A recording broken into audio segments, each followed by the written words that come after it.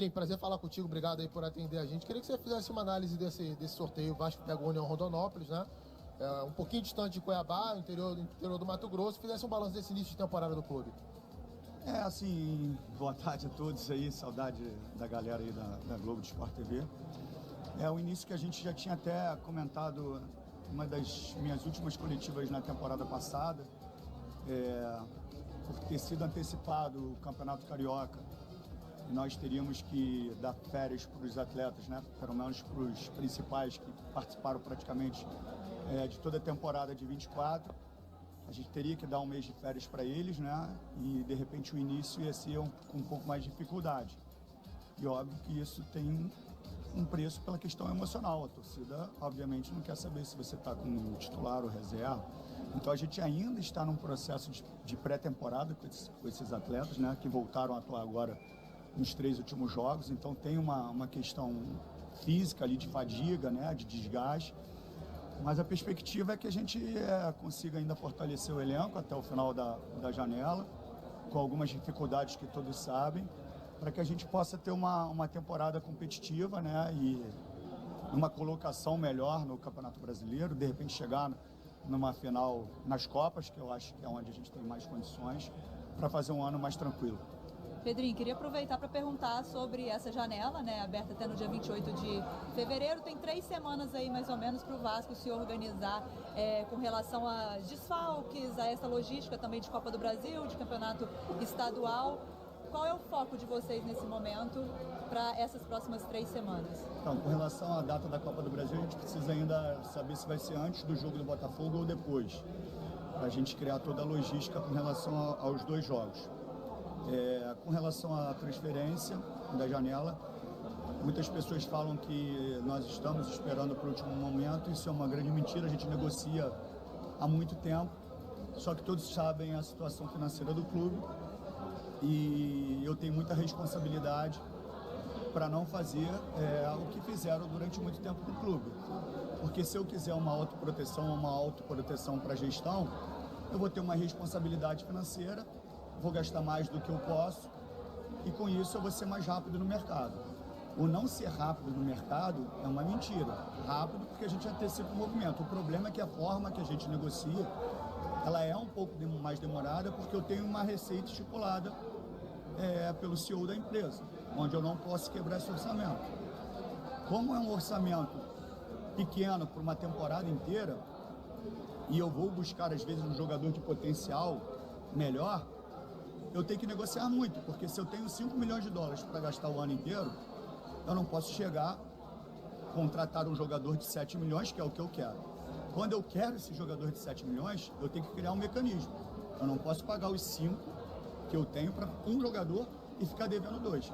Então a gente tenta oferecer 2 milhões esse ano, 1 milhão no outro ano, 1 milhão no outro ano, para que no primeiro ano, que é o que eu tenho de receita, que são 5 milhões de dólares, se eu gastar só 2, eu ainda tenho mais 3. Então, com isso, eu tenho dificuldade, obviamente, de negociar. E eu perco o mercado, que, obviamente, é mais competitivo. Por isso que eu sempre falo, as nossas negociações, elas têm que ser sigilosas, porque quando o nome vem para o mercado, a briga fica mais difícil para a gente. A gente tinha uma situação muito bem acertada com o Bruma, um jogador que ninguém falou e o nosso scout identificou de uma forma muito positiva, e depois que o nome veio à tona, todo mundo falou que era um grande jogador. E a gente estava tudo acertado, papel timbrado do Braga, o contrato enviado para o atleta com todos os pedidos.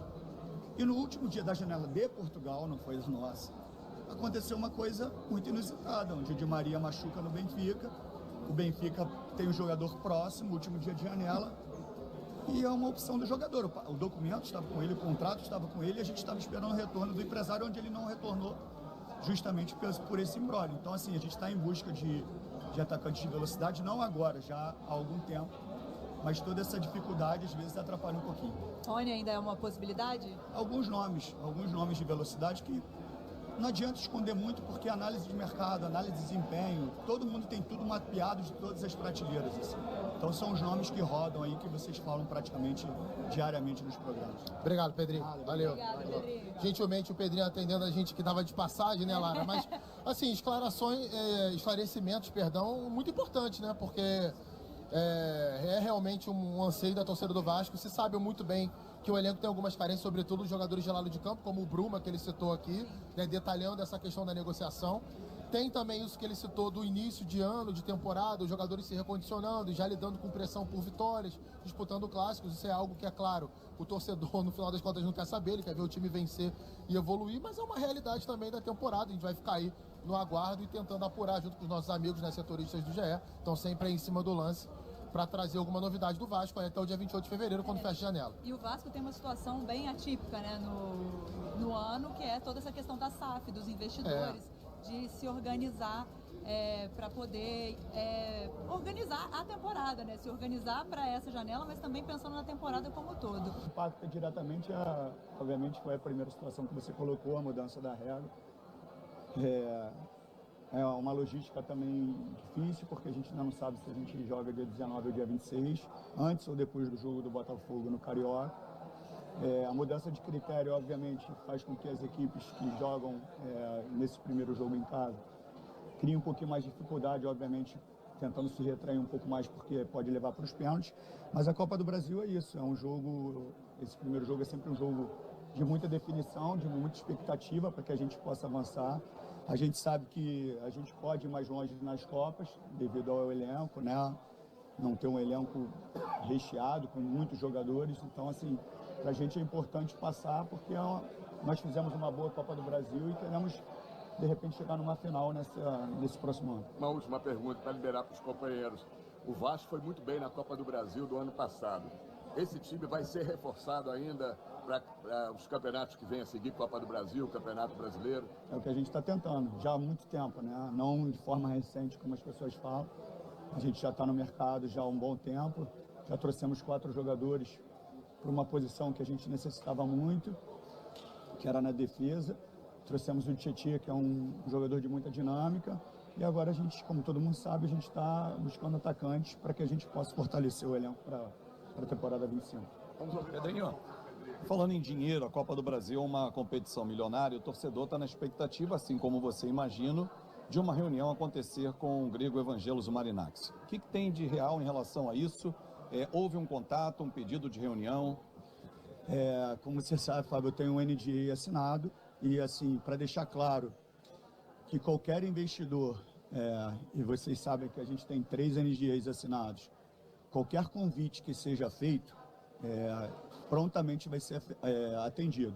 Então, se tiver um convite para que eu viaje para qualquer país, para que a gente haja com a velocidade necessária, não com pressa, para que a gente possa fazer o melhor negócio para o Vasco, isso vai acontecer. Ah, tá de sacanagem comigo, garotinho? A Bet7k é a única que realmente te dá as melhores odds pro teu... De fato, nesse momento, até não lembro o tempo exato, mas acho que foi até no sorteio da Copa do Brasil que a gente estava juntos, e lá já tinha um NG assinado. E os números já estão com os investidores, os dados, as informações, e nenhuma proposta foi feita. Então, assim, que fique claro isso. É ruim ser repetitivo, mas, assim, eu já falei que o Vasco, obviamente, está disposto à venda. É isso que eu desejo, é isso que eu quero. Mas não depende de mim, depende dos investidores. E nenhum deles fez proposta nenhuma. Então não adianta ficar, vende Pedrinho, porque não é assim. Primeiro, eu tenho uma responsabilidade enorme para encontrar uma empresa correta para que não haja o que aconteceu. E segundo, que eu tenho que receber uma proposta. E receber uma proposta não depende de mim, depende do investidor. Mas que fique claro que quando o convite acontecer para que eu viaje para qualquer país do mundo, com prazo hábil, obviamente, de eu conseguir fazer a logística, isso será feito. Enquanto o Pedrinho continua com a sua entrevista coletiva aqui com os companheiros... O Vasco é um atacante. E a gente toda hora ouve alguns nomes surgirem, tá avançado, e esse nome acaba não se concluindo. E o nome da vez é o Eric. De fato, tem proposta por Eric? Tem proposta por ele? Assim, eu não vou ficar falando os nomes, porque eu já disse algumas vezes que para a gente divulgar um nome e entra numa briga no mercado, a gente leva uma desvantagem. Mas é bom eu esclarecer alguns pontos, e isso não é defesa, isso é só passar a verdade para as pessoas. Muitas pessoas falam que é confortável para o ouvido dos torcedores. Quando o torcedor está no auge da emoção, ainda mais depois de uma derrota ou de algum ponto positivo, tudo que é de raiva é o que o torcedor quer assimilar. E são isso que muitas pessoas passam para a torcida naquele momento. Porque muitas pessoas que falam sobre o Vasco, elas querem, na realidade, ter uma repercussão através da torcida do Vasco. Então, para ficar claro e pontuar sobre o Bruma, que era um jogador que ninguém conhecia, garanto que muitos que falaram do Bruma nem sabiam que era o Bruma. E a gente tentou trabalhar de forma sigilosa. E a gente conseguiu isso. Então, assim, as pessoas acharam que a gente estava negociando com o Bruma naquela semana que o negócio deu errado. Não, o negócio do Bruma já está há muito tempo. Só que, se o meu CEO diz que eu tenho um orçamento de 5 milhões de dólares para o ano, sabendo que eu tenho mais uma janela, eu tenho que criar um mecanismo financeiro para conseguir contratar jogadores. Quando eu quero um jogador de uma prateleira acima, como é o Bruma, que era um jogador de 7 milhões de euros, a gente tem que cair numa lógica financeira. Se eu tenho 5 de dólares para investir e o jogador vale 7, 8 de euros, teoricamente eu não tenho dinheiro para pagar à vista e descumprir um orçamento me passado pelo CEO. O que a gente começa a fazer? Vamos negociar, porque a gente quer um jogador de prateleira superior. Nisso eu ofereço, estou dando um exemplo, tá? Não foi exatamente essa conta, eu ofereço 2 milhões de dólares no primeiro ano, 1 milhão de dólares no segundo, e assim vai. Para quê? Para que se eu dou 2 milhões de dólares nesse ano, eu ainda tenho mais 3 para gastar. Obviamente, se o clube lá quer 7, existe um contraponto, existe uma negociação, e assim começam as conversas. Então não é simples que as pessoas acham, você tem 7 milhões, tem 5 milhões, pega lá e dá 5 milhões. Não é assim. Então eu levo uma desvantagem na negociação. É muito fácil para eu me proteger e ser responsável. Se eu quiser me proteger, eu vou lá e pago, e finjo que pago a inicial, não pago mais nada e vamos tocando o barco e fica devendo como foi feito a vida inteira. Eu já falei que eu não vou fazer isso. Dói no meu ouvido muito mais do que no ouvido do torcedor, porque é o meu CPF que está aqui. Então, assim, eu vou ser responsável com o clube. Nós fomos agressivos, ninguém fica no sofá, como as pessoas falam, tinha que ter ido lá. A gente tem que ir no atleta quando existe qualquer tipo de dúvida do atleta. Não tinha dúvida nenhuma. Eu tenho um papel timbrado do Braga, eu tenho um contrato enviado para o atleta com todos os pedidos que foi feito e chegou lá para ele assinar. Quando chegou num período, o empresário parou de responder. Eu comecei a ir muito mais forte no empresário, querendo uma resposta.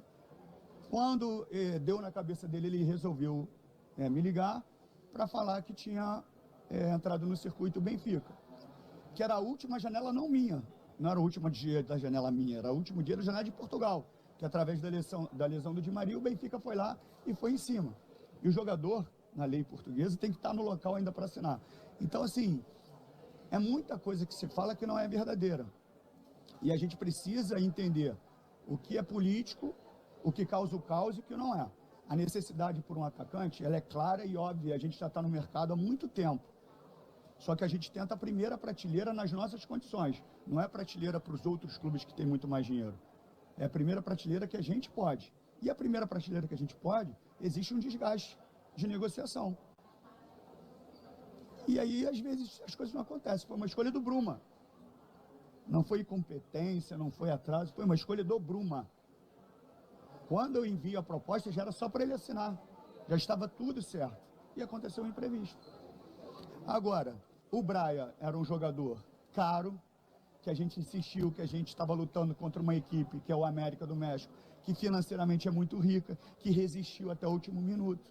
E a gente foi no limite, até chegar numa proposta oficial que eles queriam. Dentro de um mecanismo que eu te falei, financeiro. E o América não liberou. E a gente tem outras negociações de forma paralela, que a gente também não divulga, mas que é brigada no mercado por outros, assim, que faz parte. Agora, só para exemplificar, um jogador que a gente procurou, que saiu na mídia, foi criticado duramente. Mas o Palmeiras procurou o mesmo jogador. Por que serve para um time que é milionário e não serve para a gente? Então, assim, a gente tem que ter muita calma nas avaliações Eu não estou brincando com o Vasco, eu estou trabalhando duro, tá? Então, assim, eu já falo algumas vezes que as pessoas têm que ter, por mais que haja emoção, tem que ter discernimento para fazer uma avaliação do momento. Lá atrás, numa das últimas coletivas com vocês, eu falei, quando começar o Carioca, todo mundo vai cobrar pelo título. Mas a gente está começando o campeonato de forma muito antecipada. Eu preciso dar um mês de férias para os jogadores. Eu vou jogar com o Sub-20. Eu tiro o Sub-20 da Taça São Paulo. Depois eu vou entrar com o time titular. Os jogadores vão estar com a perna pesada. Porque eles estão no meio de uma pré-temporada. O rendimento pode não ser bom, mas ninguém vai querer saber disso. O torcedor quer o título. Só que isso tudo vai ficando esquecido, mas eu falei lá atrás.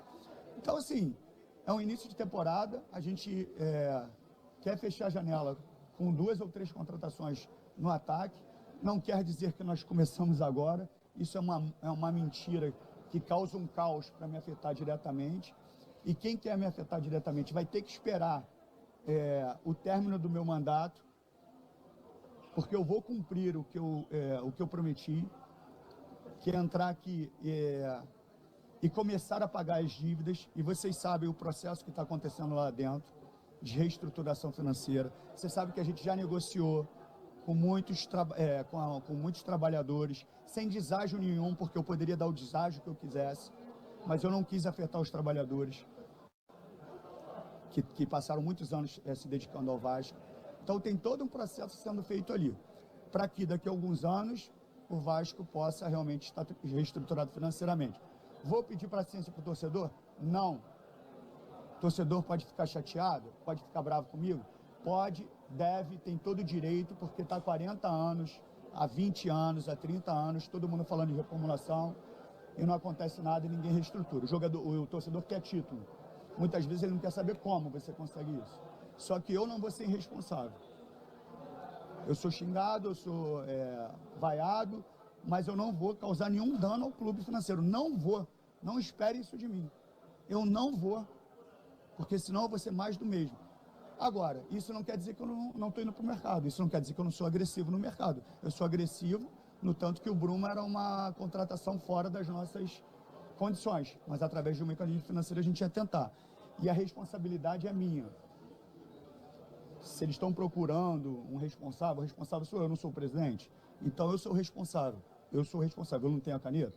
Então eu sou responsável por tudo que acontece no Vasco. Presidente, até para a questão... presidente, até por uma questão de dúvida, o Vasco ainda mantém interesse com o atacante Rony, que a informação que a gente tem é que está fora dos planos do Palmeiras.